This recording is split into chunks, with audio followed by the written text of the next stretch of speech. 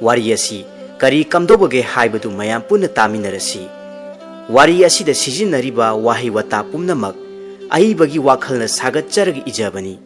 masida soiki lankiba wahi wata yaukhrabasु tabiriba khwai khibiknasu chauna ngakpigani mayamgi mafamda khudol tamjari mayam punna taminasi angamba aihak koloi minglendi salai kawi aduga aihak ningthi khul leibak tagini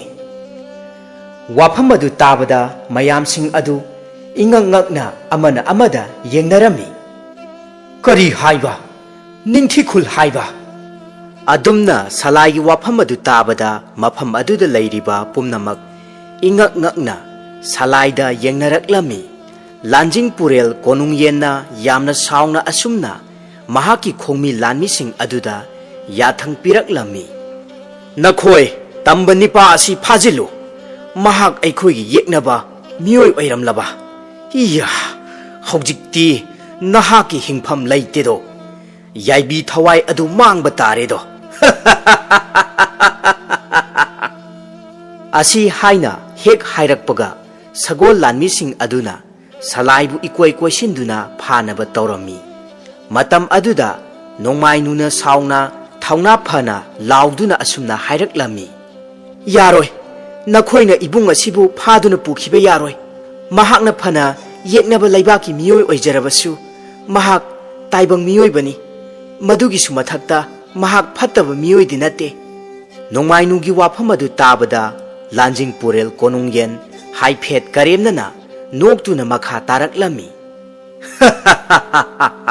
yeknaba miyoi amabu adumna kangkhatpadi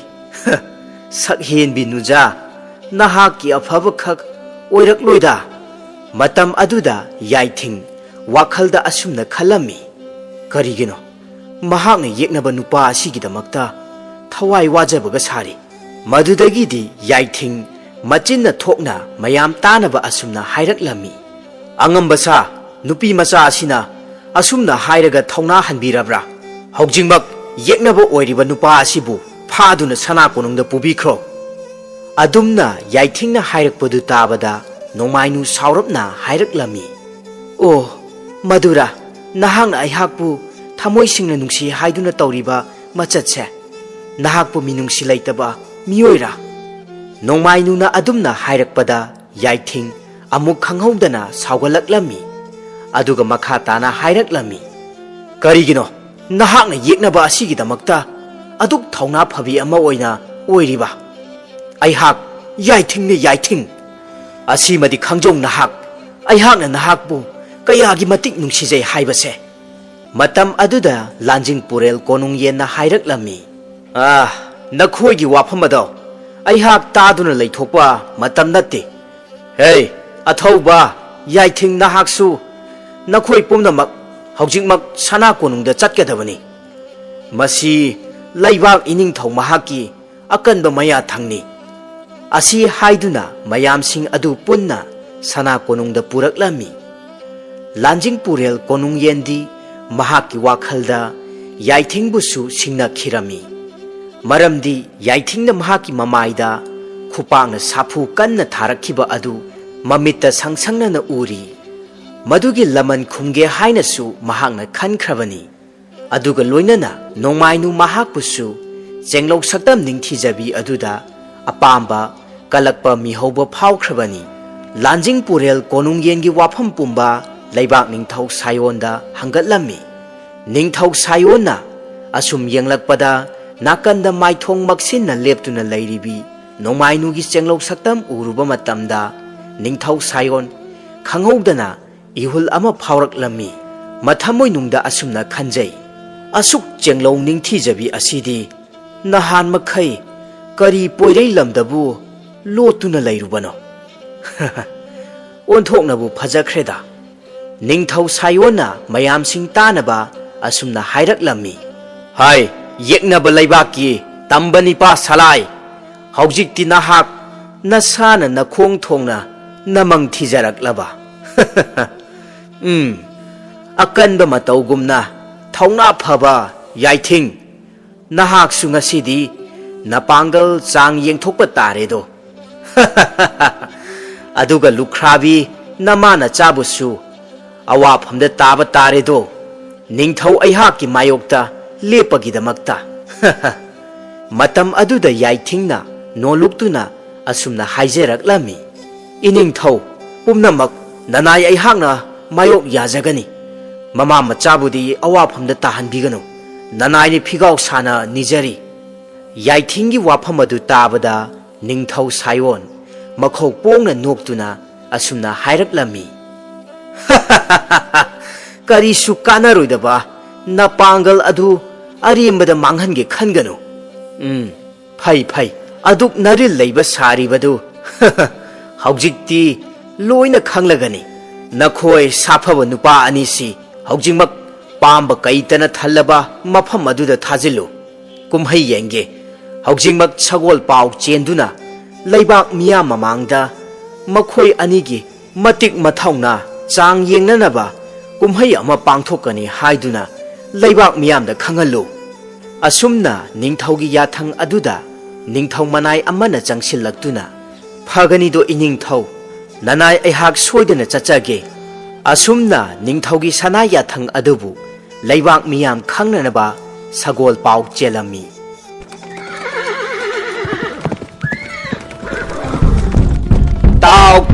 tau leibak miyam pumnamak tadaba tahau khangdaba khanghau haujingmak sana konungda mitki kumhai amakhak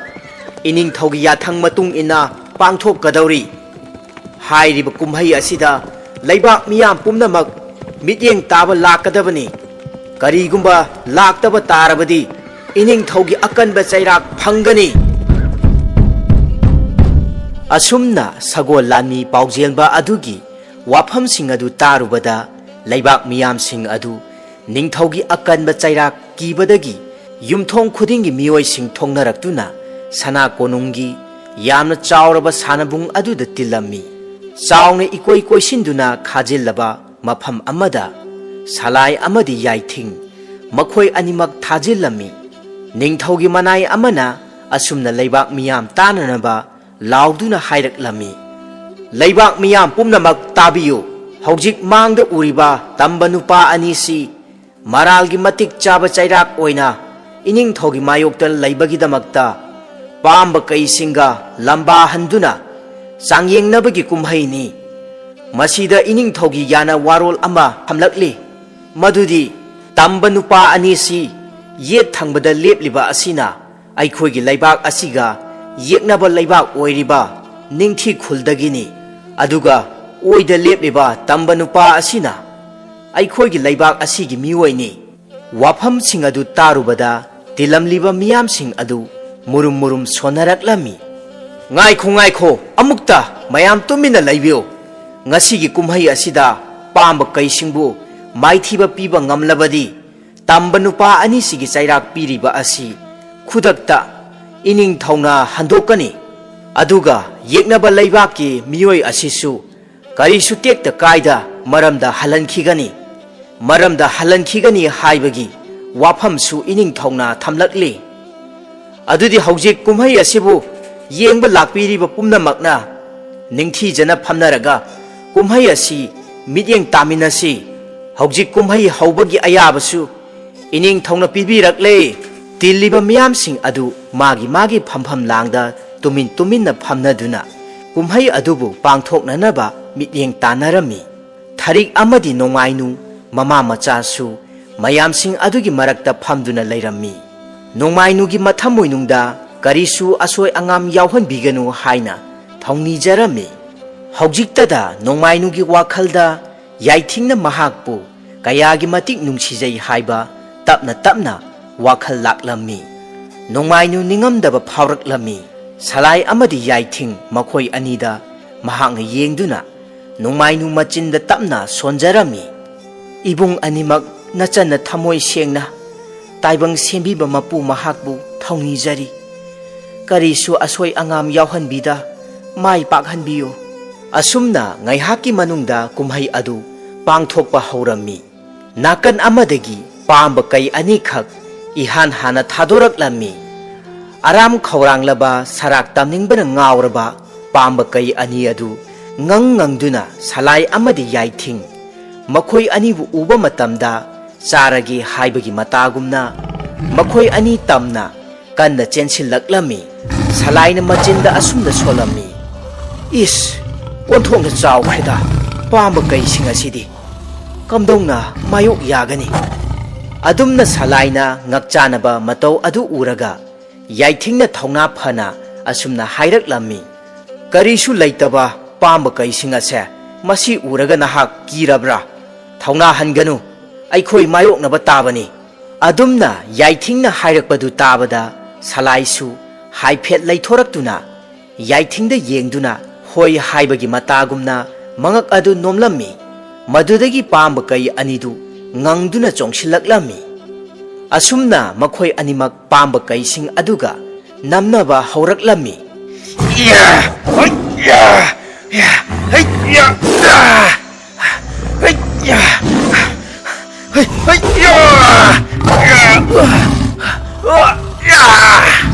adumna namnabadu uraga tilliba miyamsing adusu thongna hapa oina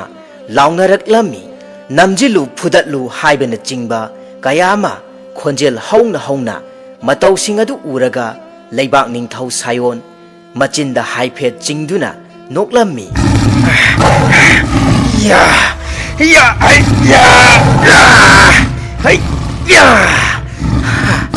yaithing aihaki itik igun khangdaba saradana ngasidi pamba kaijau kaya laklabasu maithiba piragedo makhut chauraba khutum aduna kaijau aduda tharammi salaisu adu mangai mahaksu laijaba thongna puthoktuna pamba kai aduga mayok yarammi amuksu kaising adugi makhut khujilna kholakpa matamda salai amadi yaithing makhoi animak sokpasu yaurammi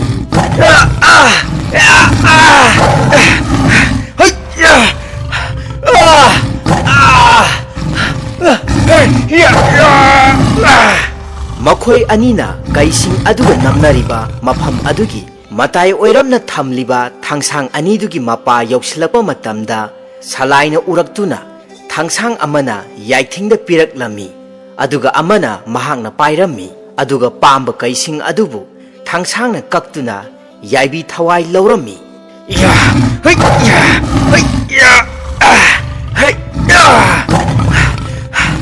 thangsang yaithing se thangsang ase loksilo aduga pamba kaising ase yaibi thawai laurasi makhoi animak yamna wana kaisingna khotkibagi chaina khanglammi leibak miyam singdi adumna pamba kaising adubu yaibi thawai lauba adudadi yamna harauraduna launaraklami adumna leiringai aduda yamna chauraba masama u yamna pharaba hingchabadangno tauba nupa ani khak amuk chenthораklami aduga salai amadi yaithing makhoi anibu futhaba hauраklami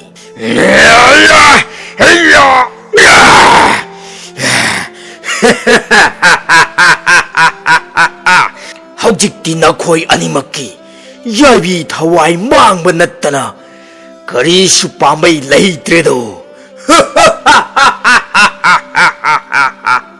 hingchabagumlaba saphaba nupa anidugi matau adu uraga leibak miyamsing adu akiba phaunarami laurambasing adusu chap tumin leinarami ningthau sayona noktuna asuna lauraklami ragi amadi lungki nakhoi anina tamba nupa anidugi yaibi thawai logjaro ningthau sayongi wafam adu taba matamda ragina khonjel khara kalapna ngangduna asumna hairaklammi he ningthau sayon karigumba tamba nupa ani sigi yaibi thawai laurabadi aikhoi ichine naw anibu mafam masida chahi cha kaya phajinduna thamlakliba asi thadokadra wafam masi hana yanadrabadi aikhoi thabak asi pangthokpa ngamloi tasengnamakki ragi amadi lungki Makhoi machin manau ani asi umangi asukpa mafam amada khunda laitaba hingchaba singi kanglupta pokpa mioi makhal amani. Mamangi matam amada ningthau sayongi mapa ningthau liklaibana landaduna lanpha oina phajinduna thamlakhiba hingchaba machin manauni. Ragina ahan aduga lungkina manau nupani. Ragi gi wafam adu taraga ningthau sayona noktuna makha tana khumlaklami. Hoi hoi yai karigumba tamba nupa ani adubu nakhoi nachin nanaw ani makna maithiba pirabadi nakhoi nachin nanaw anibu mafam masidagi thadokani masi ningthau aihaki lengdraba wasakni. Asi haina hek haibaga hingchaba ragi amadi lungki makhoi ani harauraduna ngangduna salai amadi yaithing makhoi anibu phuba hauраklami.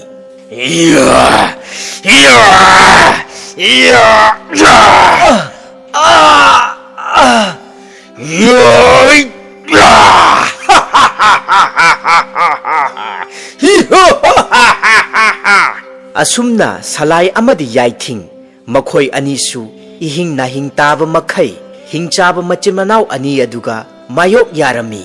Matau aduda laibak miyamsing mipaiba langtaknaba helaklami.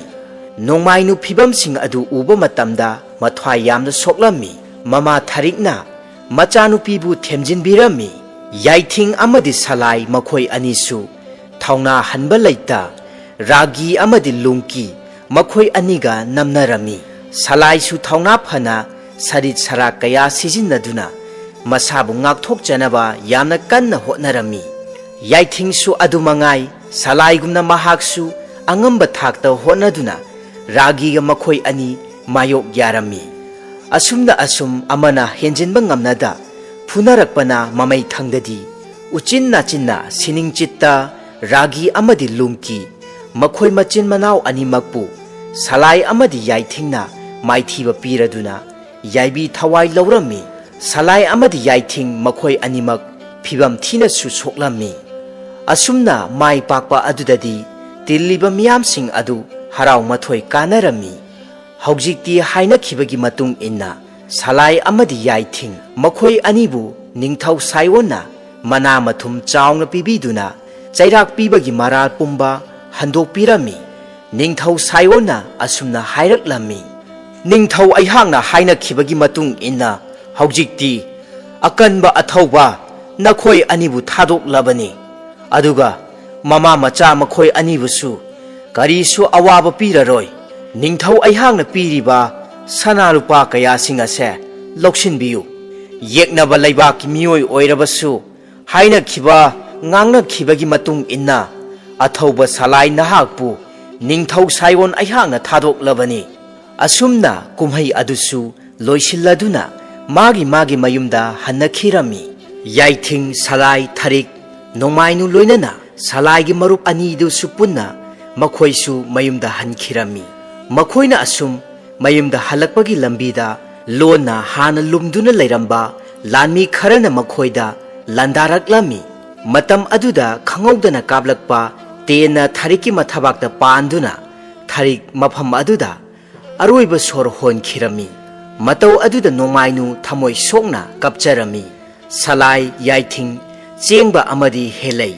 makhoi mari adu leiramliba khulai paiba lanmising aduga ngamjaba thakta lanthengnarami. Salai amadi yaithing makhoi animak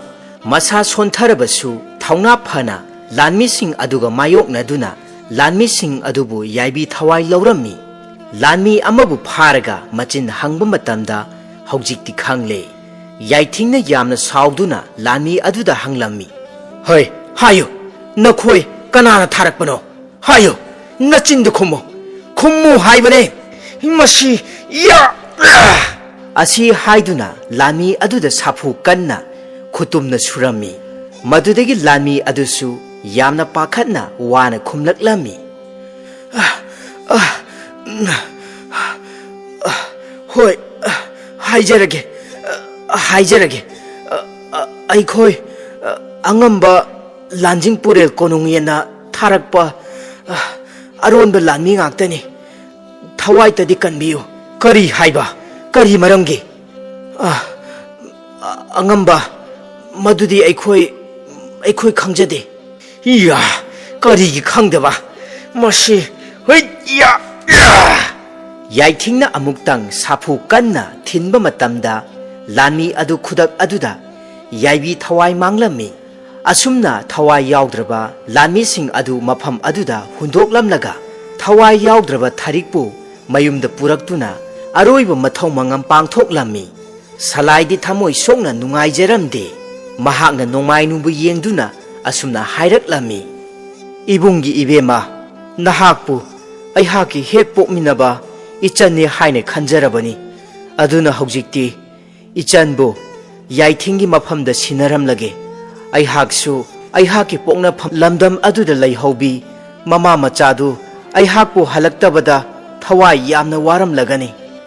Ibungsu chatlage. Asi haiduna salaina nungsina tapna nongmainugi makhut paiduna yaithingi mafamda sinarami. Nongmainusu thamoi sokna kapcharami. Matau aduda yaithingsu yamna nungaijaramde. Khul aduda lairiba ahal lamansingnasu salaina hairiba wafam aduda yanaraduna ahal amana asumna hairaklammi. Ibungo salai nahaki punsida hena afabata oyuko isa sidi. Ngasi asigumna nahakna thamoi chetpa misak ama oiribase nahakisu nupi angangsingna nahakpu ujaba amuk phangjabada hena penjagadoribani. Mioiba aikhoina thamoi sengna asumna hingminaragadabu karigi yeknaba oigadoribano. Yeknaba haibasidi pumnamaki mangningai masaknido. Aihakna phattaba thabak taurabadi madugi mahaidi soidana phangani. Ibungo nahakna nakhoigi laibaki ining thauda asumna hangatpiyo. Thengum chingi laibaktasu ingna chikna aikhoi mioiba ama oibagi nungsili punna punduna sibadasu puba yararoidaba langidamakta khana chainaba pamjadaba mioi kayama laihowi haina ining thauda hangatpiyo. Chalo asoi angam amatta yauda khonglo palauba yauda naramdam laibak aduda yaujarauko. Adumna ahal oiraba aduna yamna nungsina hairakpa wahising adu taruba matamda salai mamittagi pirang sinthana makha tana hairaklammi. Ipagumlaba he thaujal hairaba nachana ipagi khong sokna khurumjari. Athuba matamda laibak ani sigi yengthinaba toktuna nachana ipaga amuk hanna unaba phangjagiko. Asi haiduna salaina ahal adugi makhong soktuna khurumjarammi. Matau aduda ahal aduna salaibu nungsiraduna makokta nanthabiraduna haugatpirami. Madudagi amuk salaina yaithingda onsinduna asumna hairaklammi. Itaw haina kaujage. Itaw yaithing nahakna maraibak thirabi isan nongmainubu punsigi thadokpiganuko. Asi haiduna yaithing amadi salai makhoi ani chejet konsinarami. Yaithingnasu makha tana hairaklammi. Itaw salai natawna mamang thakta khankhiba phatraba wakhal pumbasing ado amukta ngakpiramu. Asumna mayam marang tongnaringai matam aduda makoi marang masam mana yamna chomlaba ahal amakhakka loinana khul adugi miyai chalba nupa amaga loinana nongmainugi mayum tamna changsillaklami. Mayamna adumna marang tauramba adu uba matamda makoi marang masam mana yamna chomlaba nupa adu yamna ngaklammi. Mahaka changminarakliba khul adugi miyai chalba nupa aduna mayamgi mafamda wari pumba lirabada haujikti pumnamak khangnarakle. Makoi marang masam mana yamna chomlaba ahalgi matam oisilaklaba nupa adu atai kanasu oiramdre. Nongmainubu hek pokchaba mapa ibungo matam amagi amaiba pamba adu oiramle. Mahakna matam kaya yum thadoktuna mama machabu lapthokna khrabasu nongmata amaiba pamba mahaki wakhalda mahaki loinabi tharik amadi mahaki piklibi machanupi nongmainubu khak ningsingdaba tauramde. Mapa macha asumna thengnaba asida थमोई सोंगना कपमिन्नरमी मचानुपीना वारी पुंबा लीबदगी अमाइबा पांबा महाकी लोइनबी थरिकना लाइबक थीबा थौदो अदुदा लैखिदबा अदुददी थमोई यामना सोक्लम्मी सलाई अमदी याइथिंग मखोई अनिमकपुसु अमाइबा पांबना यामना थागतपिरम्मी असुमना सलाइगा अमाइबा पांबकसु लेंगोनरम्मी मतम अदुदा अमाइबा पांबगी ममित्ता असुमना उरकलम्मी सलाइगी पुंसी वारी मनुंग मतम चादना सलाइगी लोइनबी थंबालबु थवाई मांगदुना लाइरमलेंद तिनखिगदबा मतम अदुदा अमाइबा पांबा मसादा स्वाई लाउरम्मी अमाइबा पांबना खुदोल ओइना सलाइदा असुमना हाइदुना हाउफी अमबु पिरकलम्मी इचानुपा ngasi ipana piriba हाउफी असिना इसागी समू हक्चांग पुंबा कुपसिंदुना नरमदम लैबाक तमना खोंगसानबा मतमदा करीसु अयेत अपन खोंगलो पलौदबा ओइजरोको असी हाइदुना हाउफी अदुबु इंसिनबिरम्मी सलाइसु माइथोंगदा मोमोन नोकचरम्मी असुमना सलाइने यामना वाना चिंगपात तुरेल उमंग वामंग कया फाउदुना अहिंग मरी मंगादी उमंग दे यारेक्तुना असुम लाकपना हौजिक्ति महाकी मरैबाक निंगथि खुल असिदा यौरक्खिबनी मतम अदुदा महाकी लैबाक असि यौसिलक्पा मतमदा हराव कुमहै असि पांगथोक्तुना लैरंबनी मतम असिदा महाक यामना हराव जरम्मी असुमना सलाइना महाकी पुंसिदा थोखिबा अवाबा खुदोंथिबा कयासिंग अदु लैबाक निंगथौ पुरै हनबदा लोइनना लैबाक खुंजासिंगदा लीदुना खंगहलम्मी हौजिक्ति थंबालसु महाकी मपुरोइबा सलाइना असुमना करीसु तेक्ता कायदा मयुमदा हलकपदु उबदा पुंसिगी अमुक हन्ना येनिंग चोंगलक्लरोइदबा वाखलगी अनौबा येनिंग अमखक खंगौदना चोंगलक्पगुम हाइफम खंगदबा नुंगाइजदुना ममित्तगी मपी इरा चेलम्मी सलाइगी अदुगुंबा थौना फबा मतौ अदुदा लैबाक निंगथौ पुरै हनबसु यामना हराउरदुना मना मथुम चाउना पिबिदुना इकाई खुमनबा उतलम्मी अदुगा सलाइगी पुंसिबु मांगननबा सिनखिबा खेलेन चिंगसांग अमदि चाउथोय मखोय अहुम पुंसी चुप्पगी ओइना कैसुम संगदा फादोक ओइना थमजिनखिरम्मी मदुगा लोइनना मखोय मखोयगी अपोकपा सिंग अदुसु फत्तबा अरोनबा पाउ चेनबगिदमक्ता निंगथौ पुरै हनबना याथंग पीरदुना मफम मफमदगी फम लौथोक्तुना कैसुम संगदा पुंसी चुप्पगी ओइना थमजिनखिरम्मी हौजिक्ति थेंगुम चिंग लैबाकिसु निंगथौ लैत्रबनिना निंगथि खुल लैबाक असिगी निंगथौ पुरै हनबना लैबाक अनिसिगी अमत्ता ओइबा निंगथौ ओइना पालम्मी लैबाक अनिसु हानगी महौसागुमना अमुक हन्ना नुंसी चानबा हौरक्लम्मी असुमना नुंसी चानना लैरक्पना कुमजा कया हौख्रे सलाइसु महाकी लोइनबी थंबाल अमदी मचानुपा तोंपोक मखोय अहुम नुंगा याइफना मखोयगी खांगपोक्संग अदु यामना निंगथिजना सेमगत्तुना वाता पादा नुंगा याइफना पालकपना हौजिक्ति तोंपोकना चही तरुक सुरकदबा नुमित तरुकनी खक्तमक ngaisilaklami nongma thambalgi khomlen manglan chada mapa lainingthau uyam laicha amadi mama leimarembi tela yangma makhoi anina patugi hiden tafam amada laktuna mamomna in chingliba aduda mamombu kauduna lainingthau uyam laichana asumna hairaklami ipagi imom kumja kayadi isagi nungsiraba चेंगलौ सक्तम उरक्तबा कुइरक लेदो हौजिक्ति इमोंगी अवाब पुंबा कोकलगनी इपाना अदुंगई हाइखिबदो इचाबु ताइबंग मियोइबा लक्ता तिनखिबना a cow परै चल्लब्रा लैमरेम्बी तेला यांगमना अमु मखा ताना मोमोन मिनोक लोइनना मचानुपीबु येंगदुना असुमना नुंसीना हाइरक्लमी Imangi इमोम नोमाइ लौचेक नहाकपु ngaibada imadi mikup amata phawba wakhalase leitafam khangdido ichana imagi nakta khongdoirakadaba ngasiga thana numit singbum taruk ni khaktamak ngaisalakledo isu nupa tompokpu mapa ibungo oiriba imak salaida ningthijana sinabiramlo imomdi khoyum lai oirubana adumna taibang mioi lakta kuina panphade mama mapa oiriba makhoi anina adumna machanupida pukmen paumilakpadu taba matamda thambal thamoi songna kapcharami aduga asumna mahakna hairaklami panthau palem namom oibi aihakti chingu mapaungna kankhibana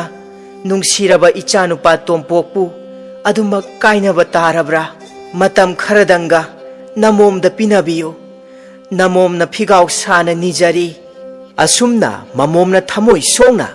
kapchaba matau adu uraga mapa laining thau uyam lai chana themjinbiraduna asumna hairaklami ipagi imom madu tau phade imomdi taibang saklon machu yamba taibang kumhaigi damakta mapok amagi langon amasu laklabanido umnamak sen saduna laikhrabani masi kai phade ngasi dagi supnagi numit singbom tarokni khaktamak ngairabani matam aduda adungai matam amada imak salaina imomga thengnakhiba irei aduda nakhoi animak hi honduna lau ipa nahakpu ngairamge mama leimarembi telai yangmana amuk makha tana asumna hairaklami imom panthau palem aikhoi anisu amuk khongdoi khrage imom leihoroko asi haiduna laining thau uyam leicha amadi leimarembi telai yangma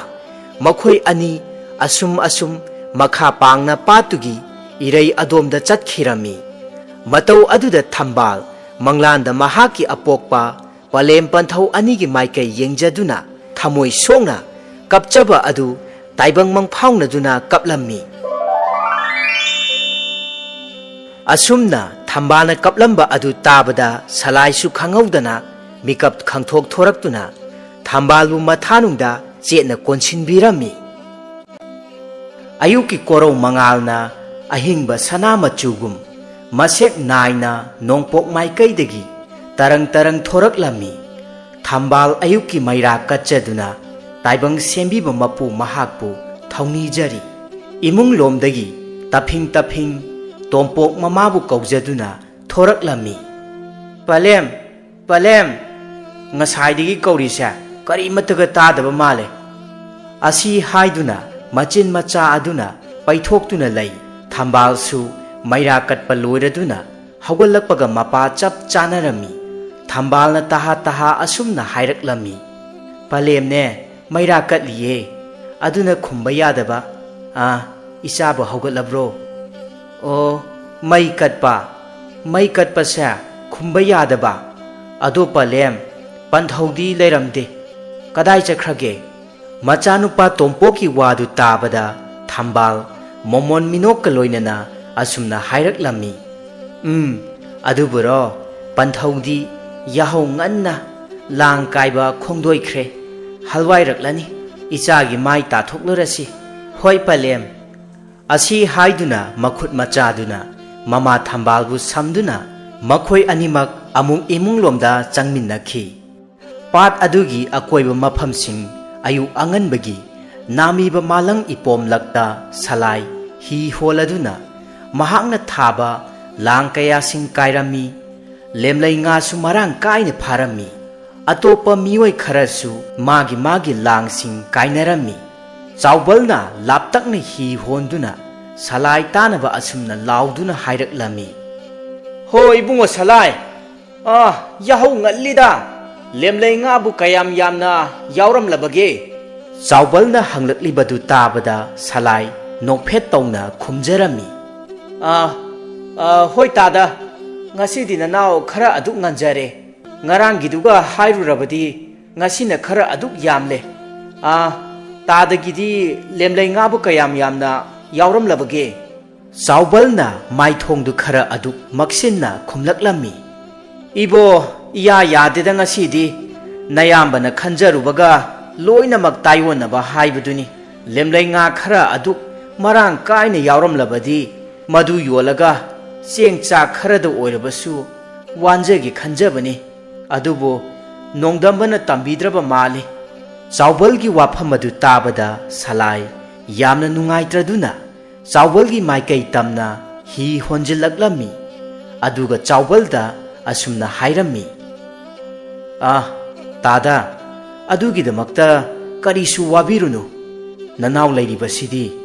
ngasiदी ननावगिसु लेमलेंगादी खरा अदु मरांग कायरे लाइरेंबी इमाना मचा अहापु थौजानबीरे से लेमलेंगा खरसे ताददा ननावना कचरी मसीना चेंगचा खरदु ओइरबसु वानबा फंग्ब्रा येंगबियु असि हाइदुना महांगना फारकपा लेमलेंगासिंग अदुगी सरुक अनि थोकपगी तंखाय अमदी चावलदा पिरम्मी इनाव यारनी दयानदा ओंथोकनासु यामनख्रे S यामबा नतेदा इनावना ngasi नयामबदा पिबिरिबा लेमलेंगासिंग असे नयामबना अमुक फाबगने अमुक हंजिलक्केको तादा हंजिलक्त्रबसु यारे मसीदी मनावना मयामबा अमदा पीबा खुदोलनी तादा होय लैबगी ननावसु वाखल खरा चावथोकचरिबनी फरे फरे इनाव याइफाबता ओयुको अदुदी नयामबसु हलवाई खगे तादा ननावसु हलवाई रदबनी इचिन इनाव पुन्ना हलवाई मिनरसी अदुदी यामना फरे असि हाइनदुना चावल अमदी सलाई मखोय अनिसु यामना हरावना मखोय मखोयगी हिसिंग अदु होंदुना मयुम मयुम मोंगबा मराल याइदा हलवाई खिरमी थेंगुम चिंग लैबाकी चिंगसांग नापोम अमा खक्तदा नुपा अमा खक सिंग यानदुना लैरमी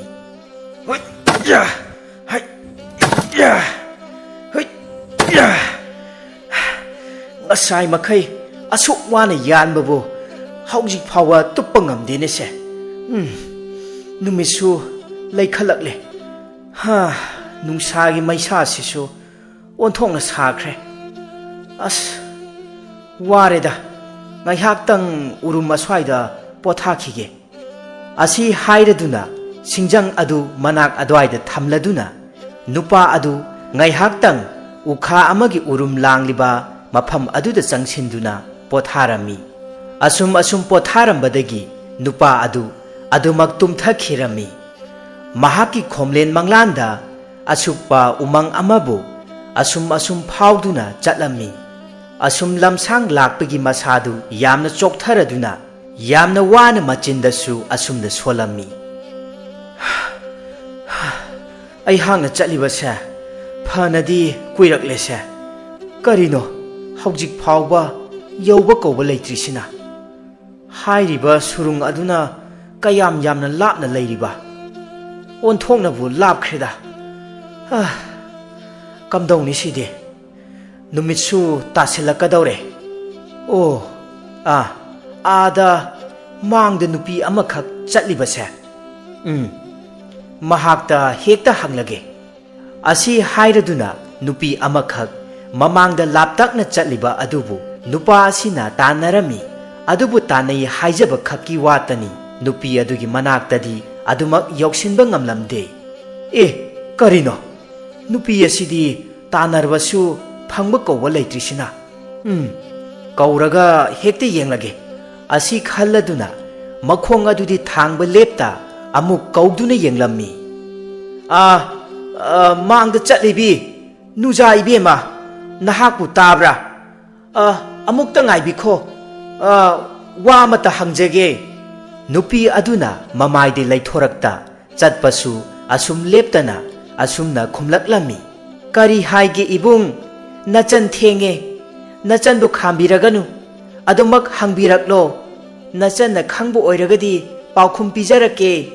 nupi adugi matau aduda nupa adu haifeti ngakcha narami aduga asumna hairami sumdaubani ichan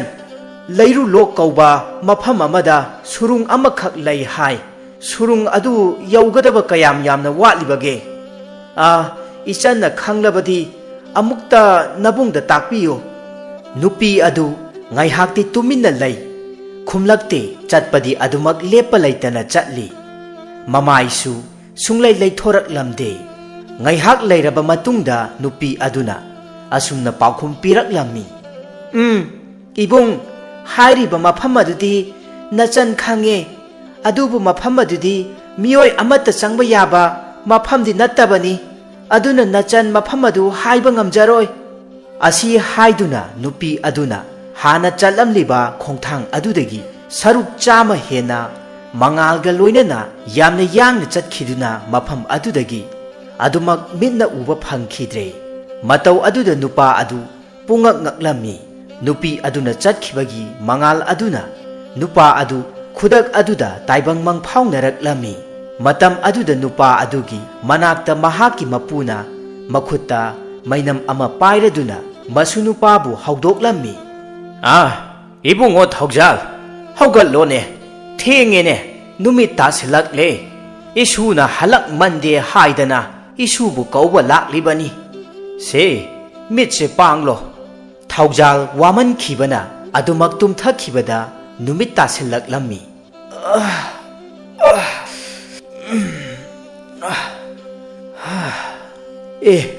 ipu ai hakti waman khiduna adumak tumtharuraba male numit sesu tasalam ledana hoi hoi phare mongba iral yaida halwai rasi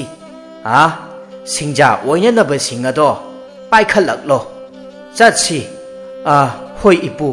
nasu paijarak lage ipu mang thabiro asi hainaduna mapu masu makhoi anidu tungthamang tha thaduna mayumda halaklami numidangi tara chak thaujalna thong thaknanaba sin langlami chakhumgi phunga lairu aduda mapuna mai haugatuna phak macha amakhak tharaduna makhut makhong mai yairami masunupa thaujalna chak thongna mapuda yengladuna mahakna umangda tumthaba matamda manglanda urakhiba sing adu mapuda wari liraklami ipu nasu wafam amata haudokjage mai tiktuna lairamba mapu adu masuna adumna hairakpa adu tabada mamai leithoraktuna hanglaklami kari wafam oirabano isubo hekta hayu aduburu ipu nasuna umangda singyanba loiraduna ware haiduna ngai hakpo thaba matamda nasugi manglanda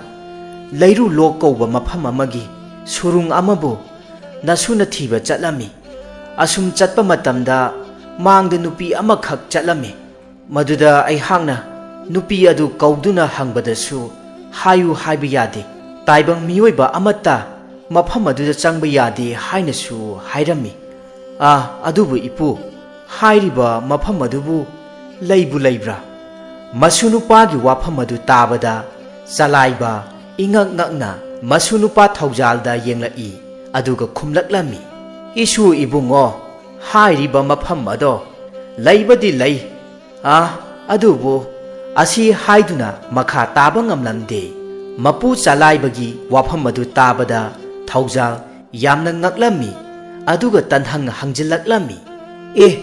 kari haiba ipu tasengnamakki hairiba leiru lo kauba mafam adubu leibu leibrane aduga ipun makha taba ngamdriba aduna karigi masunupa thaujalgi wafam aduda chalaiba mamang matam amada thokhiba wari amabu khanghaudana mamitta sangsangnana uraklami aduga masunupa thaujalda wari pumba liraklami isu ibungo pukning changna tauko isu gi manglanda ukhriba leiru lok haina kauba mafam mado thengum ching leibak asidagi asum makha pangna chatlaga chinglon tariat lalaga leiru lok haina kauba yamna chauraba surung amakhak leido napuna pakhang oiringai matamda imanaba kaya singa hairiba mafam adomda sana taubagi thabak suba chatluido leiru lok hairiba mafam masida sanana marang kaina leido adubu hairiba mafam masidi taibang miyoiba singna irai laina hekta changba ngamba nattedo asi hairaduna chalaibana naha oiringai pakhang sare pharakpa matam aduda thokhiba thengnakhiba wari sing liba hauраklami thengum ching leibak asida ningthau liklaibana ningthau oiduna palami Nongma sana nakongda ningthaugi luchingba amana asumna wafam ama hangalaklammi. Iningthau nanaina wafam amakhak iningthaugi mafamda hangatchari. Madudi aikhoigi leibak asidagi asum makha pangna chatlaga singlon tare lalaga leiru lo kauba mafam amada sana marang kaina leiba mafam ama lei haiba nanai khangjare. Manai luchingba adugi wafam adu tabada ningthau liklaibana yamna ngakna hairaklammi. Kari haiba wafam adu tasengna chumdi chumleko. Achumbani iningthau nanaina wafam pumba loina khangjarabani. Adudi yamna phare. Hairiba mafam aduda yamna athuba matamda sangsinduna sanasing ado lauthoknasi. Karigumba atopa leibaki ningthau singnaga hana khangkhrabadi thabak asida khurau yamna thanglakani. Achumba makni iningthau madugi thaurang pumba nanaina phanaba loina sinjarage. Phare thabak asi tarai badi yaroi dawri. Aduna yamna cheksina hotnau. Thabak asinabu hek mai pakpaga nahakisu mafam khangna ningthau aihakna mana mathum chauna khusinnagani. Adudi ngasimak haujingmak thabak adu pangthoknanaba thaurang tau. Phagani do iningthau nanaina thaurang pumba tawjarage. Asi haiduna sagol pau chenduna leibak adugi khunja singda khangalammi. Tau tadabasu tahau khangdabasu khanghau. Ngasimak sana konungda naha nupa makhai karakadabani. Hek sana konung karaktaba thoklabadi iningthaugi akanba chairak phangani do. Chalaiba makhoigi ingkholda leibak tawduna leirambani. Adubu ningthaugi sagol lanmi aduna sana pau chelibadu taruba matamda chap leptuna khalammi. Kari wafambu leibanano sana konungda karau haiduna pau jeliba asibo. Asi khanduna leiringai aduda mahaki marup pisak adu parap changlaklammi. Aduga marup chalaibabu kauraklammi. Hoi tau chalaiba hojikta sana konungdagi pau jelamni badu tahauba natro. Loisilaklo chatnanaba thaurang tuksi. Itaw onthongna thumandra. Natti nataudi ingkholgi leibaksu matauba loidri. Karinoda itaw ingkholgi leibak tawbana lubra. Iningthau mahaki chairaktina kidaba tawjasanu. Nataudi wakhalse leitadre kari sanaya thangno khanbada. Hoi itaw loisalaklage. Khongdoirasi. Asi hainaraduna chalaiba mahakna leibak tawramliba adu loisillammi. Matam aduda imung lomdagi mama ibem ulai thoraklammi aduga hairaklammi. Ibungo leibak tawba loisilabo. Ibungo pisak isasu lakliba oire. Pisakna khumlaklammi. Hoi palem nasasu khongdoirakli sumdawbani palem. Hojikta sana konungdagi paujel ama laklambado palemsu tabi hauba natra. Hoine haifeti tahawi. Aduni palem adugi nasasingna ngaihak sana konungda karunaba taha loisinjaramlibase. Ho phare loisalo. Ado isa singbu tara chakna kamdoba chalaibana khumlaklammi. Palem horen sana konungdagi khongdoiraklaga tara chakto itawga punna phangminarage. Nacha ikhoi khara adu halage. Phare asi hainaduna chalaiba amadi mahaki marupi sakkaloinana sana konungda karaklammi. Matam aduda leibak adugi naha pakhang kayamasu sana konungda suna tilammi. Ningthau liklaiba masamakna mayam tananaba asumna hairaklammi. Nungsiraba ichini naw pumnamak ngasidi sintha amagidamakta sana konungda kaubanido. Aikhoigi leibak asidagi asum makha pangna chatlaga singlon tare lalaga leiru lok kauba mafam ama leido. Hairiba mafam adudagi sana thirugadabani. Sana masing yamna thirakpa ngamba मियोय अदुदा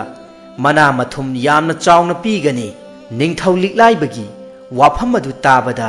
मयामसिंग अदु यामना ngaknarami amana amada yengnaduna kari haiba sana haiba haiduna hainarami mayamsu mana mathum chaungna pigani haiba aduda amattu oina thirusi hainaduna ningthau aduda ayaba pinaraklami adubu makhoina chatkadoriba mafam adudi taibang miyoibasingna irai laina hekta changba yadaba mafamni haibasi kanagumba amatta khanglamde wafam adugi matangdasu ningthauna kanagumba amatada hogdoklamde madudagi ningthau aduna amuk makha tana asumna hairaklammi satkadoriba khongchat asi matam khara aduk changgadabana maram oiraga ngasidagi chatpa haunanaba sem saro akanba nupa nakhoi yankhaidi changyeng tawduna hana khangani aduga hairiba thabak asida saruk yaba yagani asi haiduna changyeng amakhak khudak aduda pangthoklammi aduga akanba nupa yankhai khak khangatlammi hairiba changyeng aduda laibak thiba amana chalaibaga pisakkadi changyeng aduda mai paklamde makhoi ani ningba yamna kairammi karigumba thabak aduna mai pakcharabadi makhoi gi leita laira kokcharage khanjarambani miyoi chama lakpa aduda yankhai khak khangatlammi madudagi ningthauna amuk makha tana yamna harauna asumna hairaklammi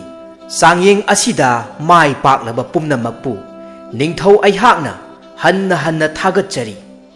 khongchat asi chatnanaba haujimak sem saduna nafi narol napot na chai nayum mongba naral yaidagi laururaga sana konungda amuk tanna karakadabani aduga changyeng asida saruk yabiramba ichin inaw pumnamakpusu ningthau aihakna hanna thagatchari asi haiduna changyeng adusu loisilami madudagi mahai mayumda hannakhirami lambida chalaiba amadi pisak makhoi ani yamna ningba kaina mayumda halakli pisakna asumna hairaklammi itaw chalaiba aikhoi anisu lona khongchat asida saruk yarasira wafam adu tabada chalaibana mataw pisakki machindu melammi ningthaugi atopa miyoi singnaga takhigadra haiduna aduga pisakki mafamda lona chirol tawraklammi itaw hoi yare adubune wafam ase kanagumba amatada khanganbi yadiko asumna makhoi animak chalaibagi yumda changlaktuna chak ising punna chathokminarami aduga chalaibagi apopida waram pumba nakoinana langphaida makhoi ani thabak suba chatlukhige haibasi khak nattana atei atopa asengba achumba adudi haidoklamde pisaksu adumangai mahaki apokpa apokpida adumna chalaibana haiba wafam sing adu nattana asengbadi karisu haidoklamde madudagi miwai yankhai adu sana konungda makhoigi mafi marol sing yomduna kanaraklami khongchat aduda changgadaba chana thaknabana chingba thabak suba matamda changgadaba khusu khulai sing pumba sagol gari da hapchinduna khongchat adu chatpa haurami aronba lambida chalaiba amadi pisak makhoi anisu lone inaraklami ningthaugi lanmising adusu amata khanglamde asumna asum lakpana umang wamang kayama phauраklami numit takhiduna umang amagi mafam chaba yengduna mayamsing adu yarek lami salaiba amasung pisaksu mafam chaba machi amada laisinduna ahing aduma yarek lami mayamsing aduna chana thaknanaba sinba langba loiraba matungda tumna hipnanaba thaurang tawrami ahing tanglok thenglaba matam aduda arapada lamhui kaya singna lakna khongbagi makhol kaya masu taraklami mayam sing adu mikup nahum singna lainarami ningthaugi lanmi sing adusu makhutta paiba khulai sing yamna cheksinna paiduna lainarami chalaiba amadi pisak makhoi anisu mikup nahum singna lairami asumna ahing adu karisu thoidokpadi yawda adumak haukhirami nongalabada makhoi sing adu haugatnaduna makhoigi khongchat adu amuk makha tana chatharami narak mongsong umang wamang asukpa mafam kaya fauduna asum lakpana Cinglon ahanba adudi lanthorak lami ani suba cinglon adu yausilakpa matamdadi makhoina asum changlakpa matamda migi saru polang khara thengnaba hauраklami matam aduda mayamsing adu yamna ngaklami lanmising adugi luchingba amana mayamda asumna yamna cheksenna hairaklami nakhoi pumnamak mikup nahum yamna singna mafam masida changsilu mafam masi karigumba khudong thiningai oiba yai madudagi makhoising adu asumna tapna changsilaklami matam aduda yamna chauraba lairen amana ningthaugi lanmi amabu khangauddana laklami matau aduda mayamsing adu pakhatnarami makhoigi makhutta painarakpa thang tensing adu yamna cheksinna painaduna chauraba lairen aduda landarami halo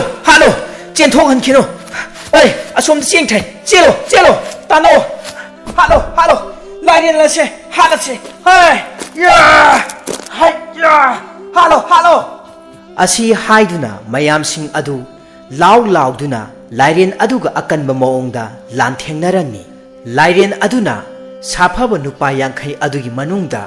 amasu naronda laklami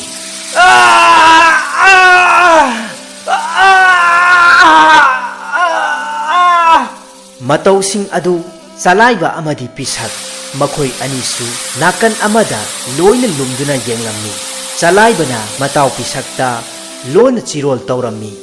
itaw mafam masida aikhoi ani yamna cheksinna lumduna yenglase hoi itaw adugane tanja chabada aikhoi anisu makhoi nupa yankhai asigi asiba hakchangdagi phirol lawthoktuna ne sinmi saduna changlase hoi itawgi wafamada yai asi hainaduna makhoi anisu tanjang ngairammi asumna marang tawnaba lairen aduga akanba maongda landarakpa matamda uchinna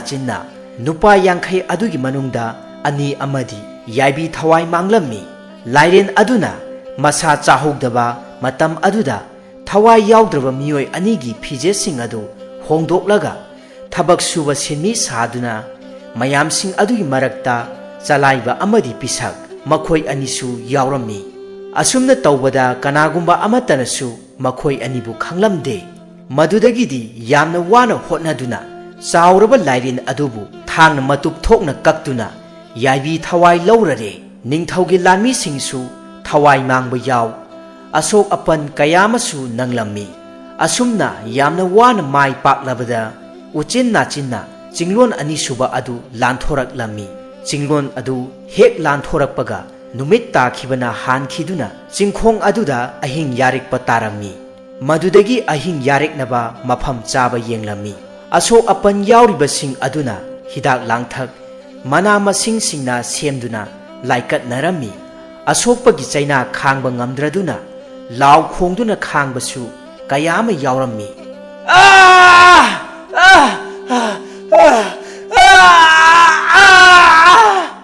asumna wana tara chak thong thakladuna mafam aduda chaba thakpa loinaraba matungda magi tumnanaba thaurang pumba tawrammi lemhauriba makhoi nupa yankhai adudagi mioi 94 khakta ngairaklammi makhoi adudagi mabuk yamna phattaba karam chawba mioi kharasu adumak yaurammi makhoi mioi mangamuk lona wa tanarami luchingba saba aduna asumna hairaklammi aikhoina hairiba sanasing adugi mapu soidana oigani aikhoi amatta oina lingjen manasi lairiba ataising asa aikhoina pambai ama tawraga karigumba khudong thiba thogdo ama thorakpa matamda lona tanja yenglaga loina yaibi thawai laurasi adu oirabadi aikhoina mangjariba manglansu soidana mangphaunaragani wafam asa atopa singda khangannaroisi asi haiduna makhoi manga adu wasak narami asumna ahing aduma yarik narami makhoi manga aduna adumna lona wa tanakhiba mayamsing adudi chalaiba amadi pisak makhoi anina loina tahorami madudagi makhoi ani yamna cheksenba mathau tare hainarami asumna ahing tanglo adu haukhirami nong ngalakladuna makhoigi khongchat adu amuk makha tana chatpa hauраklami asumna makhoina khongchat adu chatkadabagi sem sarakpa matam aduda ngarang ahing tanglo athengbada lona wa tanakhiba makhoi manga adu mafam aduda leiramdre mayam chaithokhtuna akoiba aduda thirami adubu phangba kौba leiramde ningthaugi lami sing adugi luchingba aduna asumna hairami phare haujikti aikhoi khongchat asi amuk makha tana chatnaba thorang tausi asi haina hairakpada khongchat aduda yaurakpa mioi amana asumna yamna pakhatna hairaklami angamba nanai aihak khongchat ase makha tana chatpa ngamjararoi mafam asidagi nanai aihak halwai jahorage wafam adu hek tabaga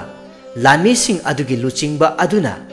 makhutta pairiba yamna thauraba thangsang aduna nupa adubu phaureng lenglammi matau aduda mayam sing adu loina pakhatlammi luchingba aduna hairaklammi nakhoi uraba natra mahakumna yaibi thawai mangninglabadi nasana haijo natragana khongchat asi makha tana changsinba ama apamba ama hekta hayo luchingba adugi wafam adu tabada mayam sing adu tumin lainarami luchingba aduna amuk makha tana hairaklammi changsin khraba khongchat asi mai paktriba phawba aikhoi mai leiduna chenba yaroi hek chenba taraba nakhoigi nathwai mangbadi soidrabani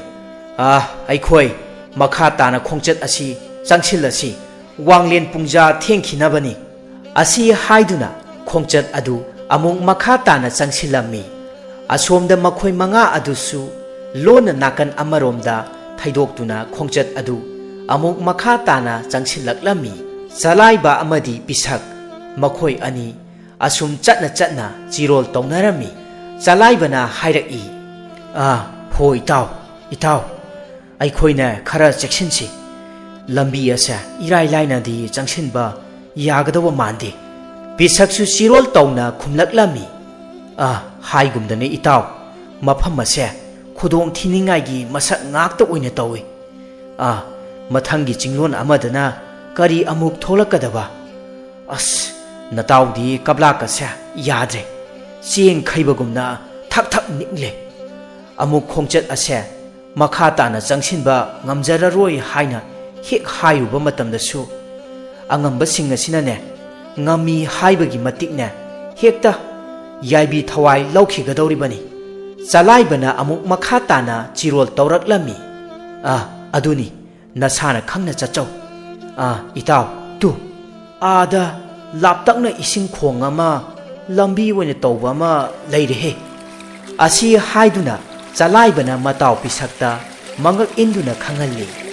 atay mayam sing adusu ising khong adu uraklami luchingba aduna mayam tananaba lauduna asumna hairaklami mangda uriba ising khong lambi ase irai phana kanba mali makhol asisu yamna hauna tari aikhoi khara cheksinsi atay mayam sing adusu phagani angamba haiduna amatta oina khumlaklami ising khong adu lanthoknanaba mayam sing adu asum lakpa matamda irai adusu phana aduma kalami adubu madu lanthoklagadi ahum suba chinglon adu lansilagani atopa mafam chatpa yaba kangphalgi lambi thirabasu karisu phanglamde ising khong adu landuna chattaba yamak yaramde yamna lubadi natlamde mioi amagi khwang mapa phawbadangni ising khong aduna luriba lanmi sing adugi luchingba aduna mayam tanaba hairaki mayam ising khong asi lanthoknaba sem sarasi irei asisu adumakti makalli sagol gari asida yauriba chana thaknanaba polam pumba asisu yamna cheksinna senagadabani madudagi mayam sing adu ising khong adu lanthoknanaba mahai tongnarakpa matam aduda khwaigi matung ithang thangna lanthorak liba lani adu khangowdana yamna chawrba gumbir amana laklammi matau aduda mayamsing adu ipa pakhatnarami asumna amuksu ising khong adu lanthokpasing aduda chauraba gumbir aduna mathang amuksu mioi ama laklammi mayam isingi sa asina aikhoi pumbasi yaibi thawai lokhiba tare ya mafam aduda leire halo halo halo asomda chenkidore halo halo ya ya halo halo ising khong adu mioi angangba ikhengtana thalammi mayamsing adu mafam marang khangnaramde gumbir adu hatnanaba hotnabada thang haiba matamda makhoi masen de yansin najaba phawba yawrammi makhutta painaba khulai sing phawba ising marak aduda ningthi jana paiba ngamlamde to sinduna makhoi masen netsinaba phawba yawrammi gumbir adusu yamna sathiba sa makhal ama oirammi mahaki thauraba maya aduna amuk mioi sing aduda laglakpa matamda mioi sing adu khangba ngamnaramde law khongduna thawai khubakta haptuna lanmi sing amadi sinmi sing aduga yamna chawraba gumbir aduga lan thengnarami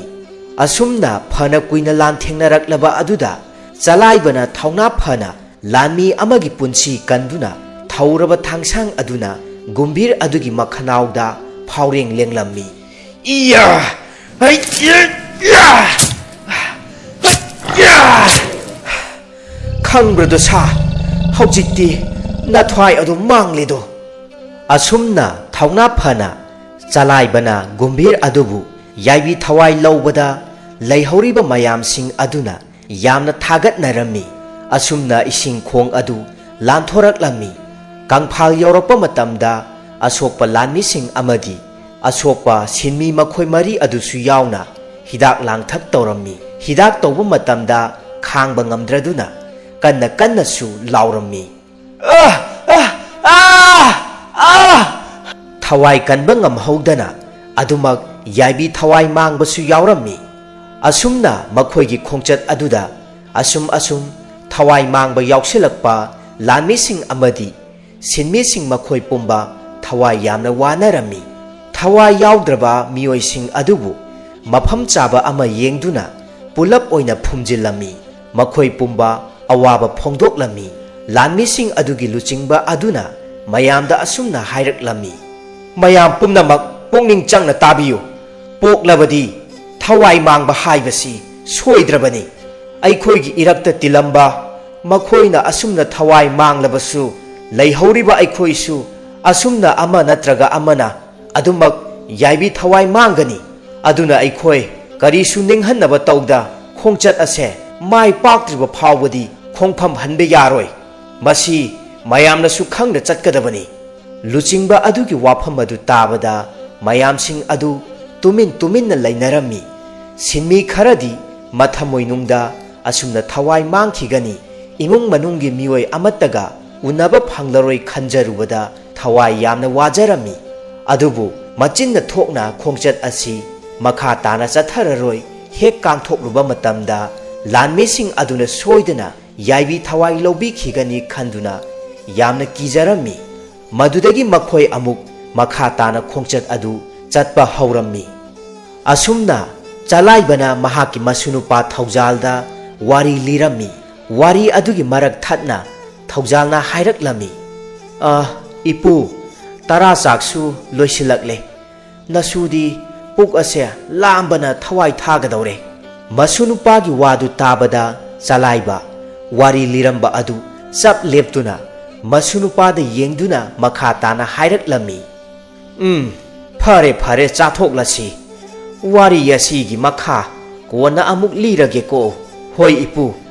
asi hainaduna mapu masu punna tarama thelukoi adu la laton apakpa amada yamna ningthijana thidoktuna punna chamin thakminarami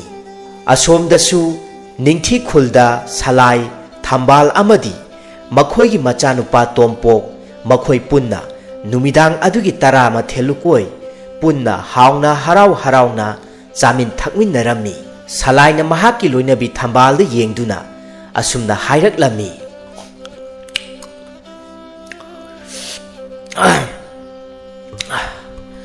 Nahaki Mathilukoy asidi onthoknabu mahau leina haukreda aihaki isin sida hek chindambada pamdum pamukre mapuroibagi wafam adu tabada thambal momon minok loinana makha tajaraklammi onthoknabu haibireda ho pamuragana adumak chindambiraganu adu oirabadi pamubasu karisu lairaroi pale mama thambalgi wafam adu tabada mapari nawa pikliba tompoksu marol mari sengboy sengdaboy machin macha aduna asumna hairaklammi palem panthause pamoi haire palemsu chindamganu asi haiduna makhut machaduna totliba tara mathelukoi punna charammi adumna machagi nungsiraba matau aduda salai amadi thambal makhoi ani yengnaduna momon nokcharami asumna numidangi tara chak chaba thakpa loinaraba matung thengjinlaklaba matamgi michik mirau khol kanasu tanadraba thenglaba ahing tanglo aduda thengum ching leibaki amaiba pamba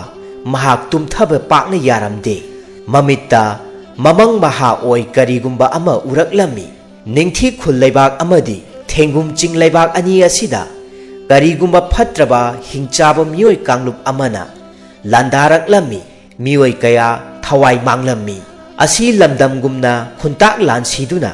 khunja kaya ama khun leibak adu mayum mayum thadoknaduna chenakhiba kaya masu yaurammi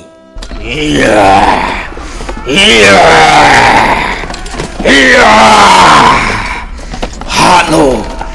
yabi thawai pumnamak laurasi namu taibang mioi ba pumnamak chelo tumna ba hatlasi chelo yabi thawai hingnaba chelo hingchaba sing aduna leibak ani asibu makhoigi makhutta thamduna leibak ngaklammi amaiba pamba mahaki khomlen manglan adu akiba tujungpatana pik thalammi khonjel amana masakti ude amaiba pamba da yengduna asumna hairaklammi aihak leiri karigi nakhoina adumna warugani aihaki matam yorakadore taibang sembiba mapu mahakna aihaki thawai hakchang pumnamak sembirakpa matamda tamthiraba phatraba kaya singbu yaibi thawai manghalunaba pangal itik ithawna pumba hapirakhrabani he amaiba pamba nahak karigi khangde nahaka lengona khiba tamba nupa ado icham chamba miyoibadi natte mahangna hek pokchaba macha ibungoni aihak asi haiduna saphaba tamba nupa adugi masak masa adu adumak uhauda amaiba pamba adu manglak naramduna mahaki mamom nongmainuna mikap thorakpaga mapa chanaduna mapa ibungo amaiba pambana ika tawbagi khonjel adu tarakpa matamda taha chensilaktuna nongmainuna mahaki panthaubu masa nomduna haudoklammi panthau se mito amukta pangthokpiyo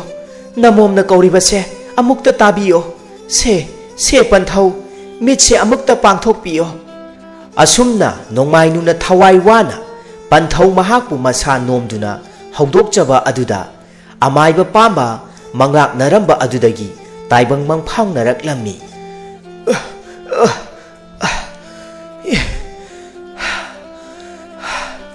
imom panthau aihakti khomlen manglak naruredana panthau wakhal khara adu tabirabra namom laije ising khara adu pujarake hoi nongmainuna chakhumda changkhiduna laije isingbu kon amada kalladuna puraklammi aduga panthau mahaki maphamda pirammi se panthau masi thakchillaga wakhal khara amukta lai tabiyo kadai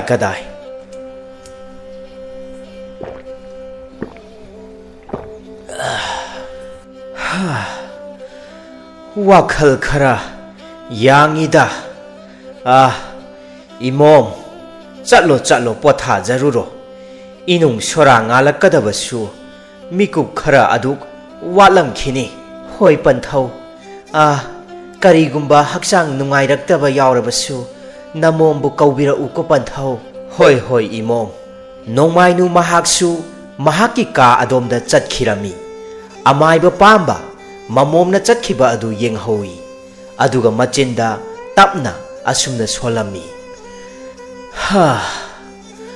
manglana se taibangda thorakpadi soifadrabani thauna phaba mahak to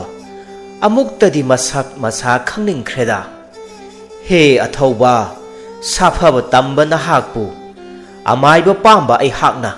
khaurang na ngaijari nahaki matam yoksilakadore saphong biraklo matam adu phawba tangdi amaiba pamba ai haki punsi se nada yektana leiba ngamhanbiu he taibang palbu sembireba mapu ibungo asi haiduna amaiba pamba taibang palbu sembiba mapu mahakpu thauni jarami inung sora ngalaklabada thengum ching leibaki mafam amada thaujal mahoksagumna mahaki mathau oina makhoigi pamlau uriba chingsang napom adomda thabak suba chatlami mahakna ngasidi mahaki khomlen manglanda ukhiba maikai adomda chatlu sira haina khalaklami adubu amuksu wakhalda asumna khalami manglanda ukhiba sing adubu oithokpa haunadeda ipuna wari libi khiba chingron taret lalaga leiru lo kauba mafam madudi ai hangna chatlabasu karisu ngamloi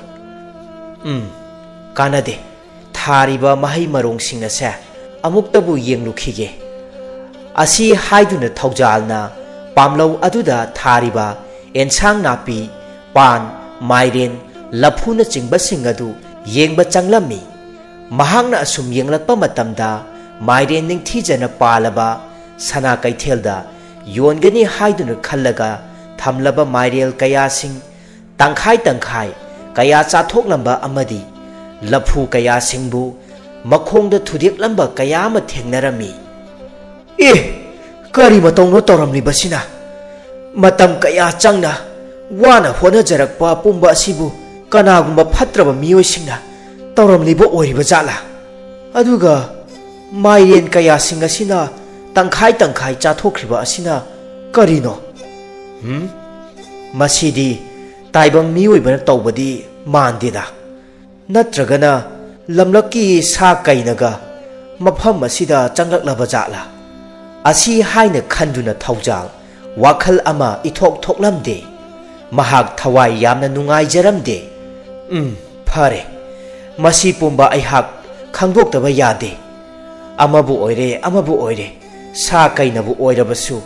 taibang miyoibasingnabu oirabasu ai hak asengbadu khangdoklaga phadaba yade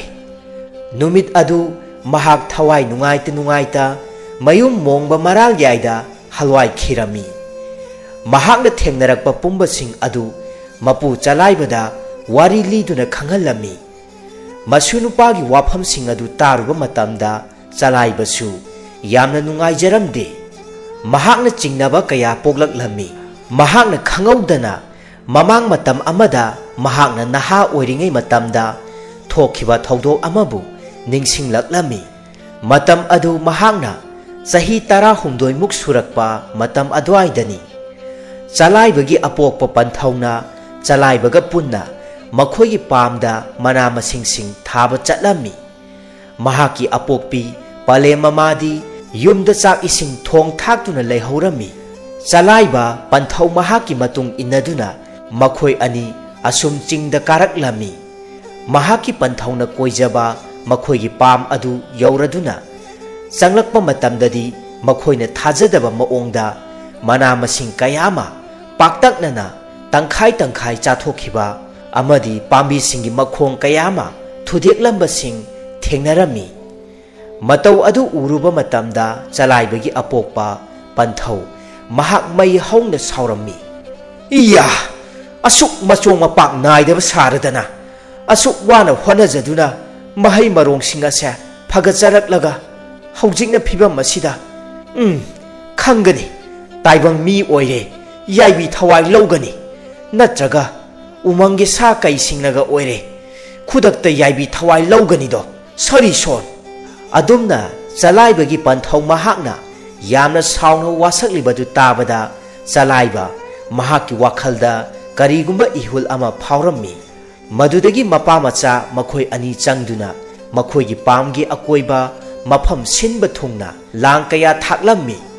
ayuk yenda anganbada haugattuna langsing adubu yengba chatlammi asumna numit mangani tarukni sujalaklaba matam adu phawbadi karisu thoidokpa tawramde numit tareni suba numit aduda chalaibagi apokpa panthau mahak khaktamak makhoigi pam adomda chatlammi numit aduda mahakna asum tapna tapna lungduna laklammi hairiba matam aduda sa ama khakna hek yengba matamda masa pumba isang sangbadongna su tawi sa aduna pamlauda thariba mana masing kaya sing adubu chathokduna leirambadu thengnarami chalaibagi panthauna makhutta pairakpa thangsang aduna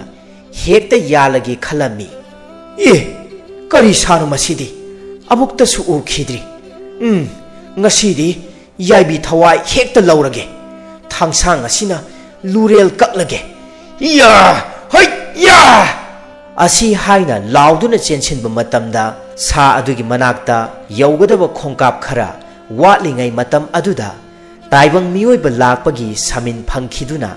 sat leithoklammi thangsang aduna haitharakpa matamda chauraba mairel pambi amada soirammi sa adu sahingsu chai adubu mahak chaningai thakningai leiraktraba matamda aphang aphangbasu charammi adumna chaningai leitraba matam thokhibana pamlau aduda thaba ensang napi oina chakhibani adumna taibang miyoiba ama lakpa aduda sa adu ngangladuna yamna harau jarammi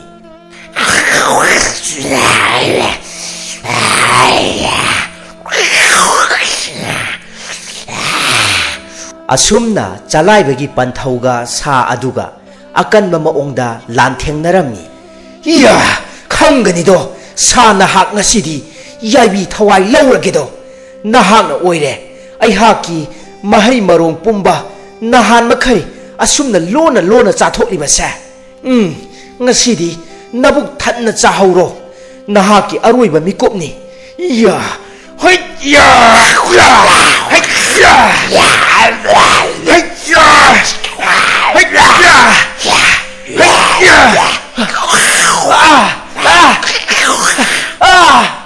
asumna phana kuina sa aduga lanthengnarappa matamda mafam aduda hauriba mana masing pumba loina naitheklammi sa adugi thauraba makhut khujina kholakpa matamda chalaibagi panthausu masada phana yamna soklammi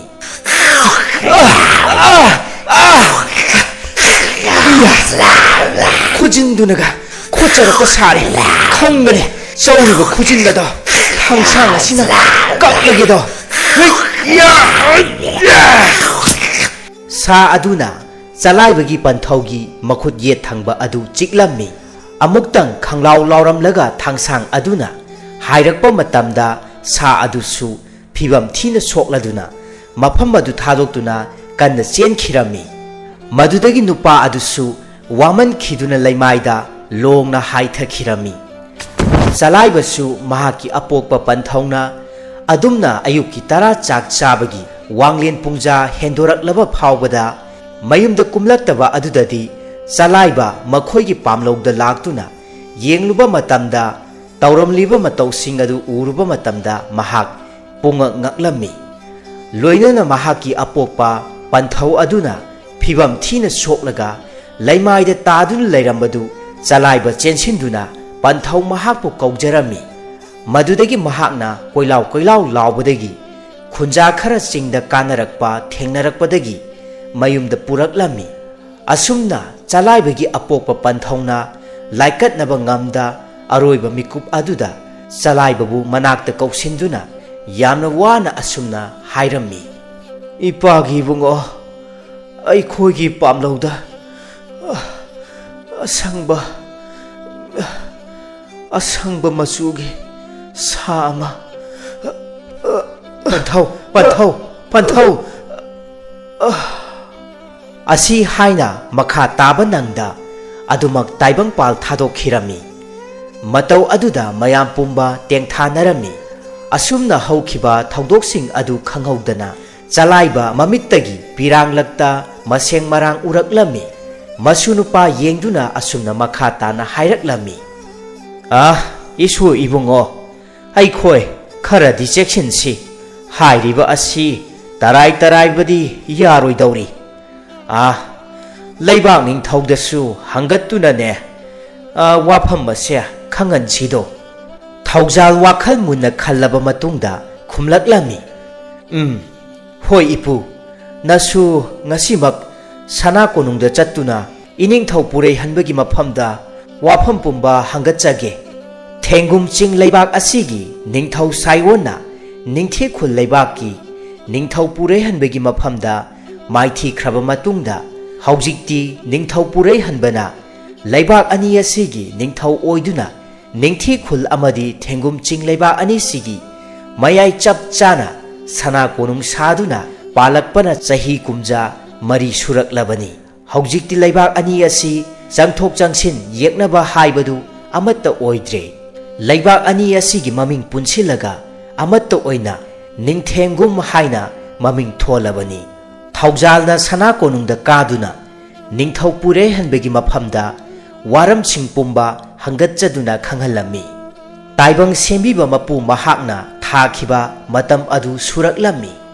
ngasi asini thambalgi machanpa tompokna chahi taruk mapung chap chana phaba numit adu ngasidi thambal maithongdu nungsuk nungjana na leirami mahaki machanpa tompokpu yengladuna asumna hairami imagi tompok nahak ningai kanganu ko isadi maram okpani mamagi wadu tabada tompok marol sengboy sengdaboy khumlaklami palem ai hangna ningai tawbadi panthongna saugadra saugani ye aduna maram okadabani panthongna haiba ingedabani ko palem oibi nama ai hakti laibak thibi mapok oirubana isaga asumna kuina sangna laiminau haiba tambiramdre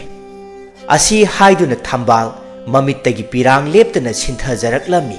palem mama oibi mahaki matau aduda karisu khangjadriba tompok yamna ngakna hanglaklami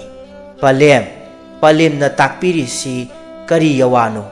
napari ai hakti wakhalna lamba phangdre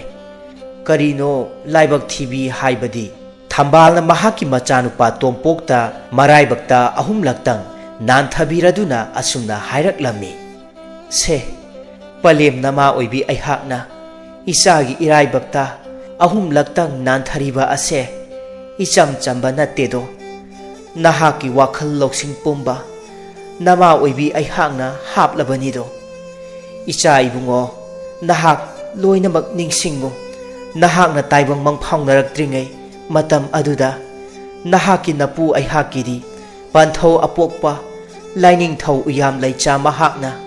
takpi khiba waram singado asi haiduna hek hairakpada pikliba tompoksu mikup aduda laigi matik mayai chenba macha masu oirubana pumnamak singadu ningsinglaklami isu ibungo napu aihakna isu gi koloi minglendi amatta poksei haiduna tompok haina taibang mangphawna halabanido chalo palem nama oibi mahaki khoiji khada mitam laduna taibang kumhai sanajaruro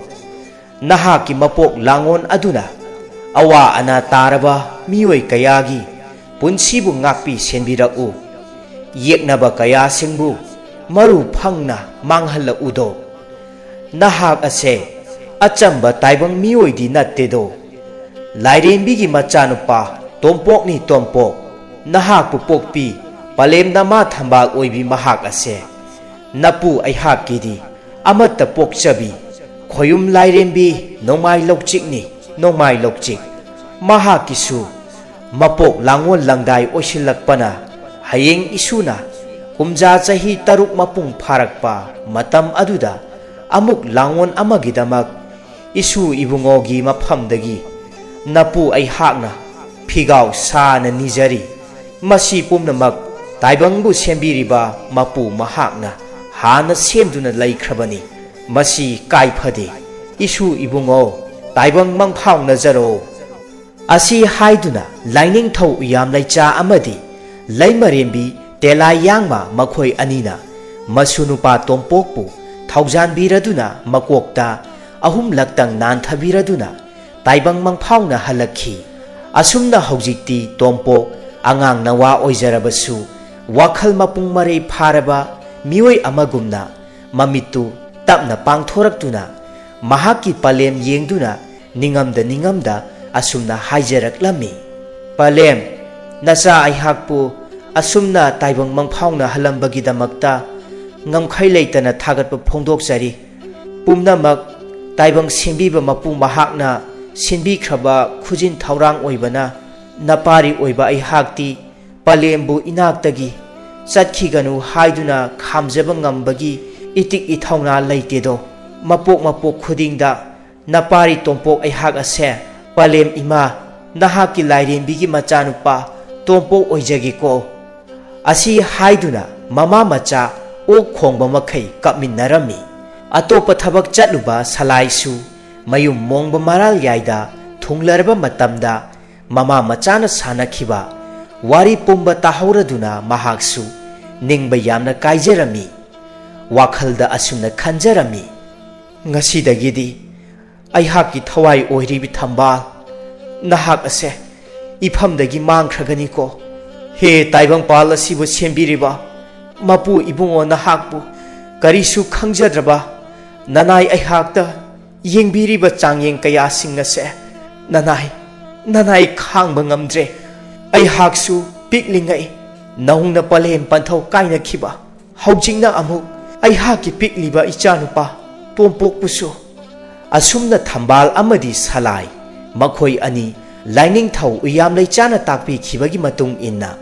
ꯄꯥꯠ ꯑꯗꯨꯒꯤ ꯑꯀꯟꯕ ꯏꯔꯩ ꯃꯤ ꯄꯣꯡ ꯀꯅꯥꯅꯁꯨ ꯆꯪꯅꯗ꯭ꯔꯕ ꯃꯐꯝ ꯑꯗꯣꯝꯗ ꯍꯤ ꯑꯃꯗ ꯍꯣꯟꯗꯨꯅ ꯂꯥꯛꯂꯝꯃꯤ ꯃꯐꯝ ꯑꯗꯨ ꯌꯧꯁꯤꯜꯂꯛꯄ ꯃꯇꯝꯗ ꯁꯂꯥꯏ ꯃꯃꯤꯠꯇꯒꯤ ꯃꯄꯤ ꯂꯦꯞꯇꯅ ꯁꯤꯟꯊꯔꯝꯃꯤ